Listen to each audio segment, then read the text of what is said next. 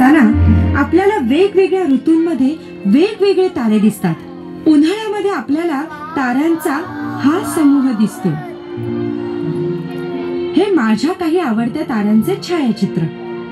हा बघा, हा आहे सिग्नस आणि हा आहे लायवा द हार्ट।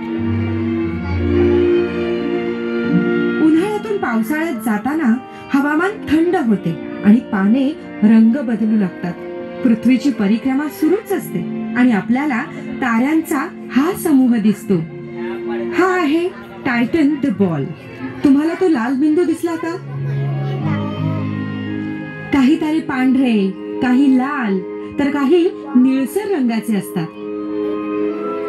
पृथ्वीची परिक्रमा आता हिवाळ्यापर्यंत येते।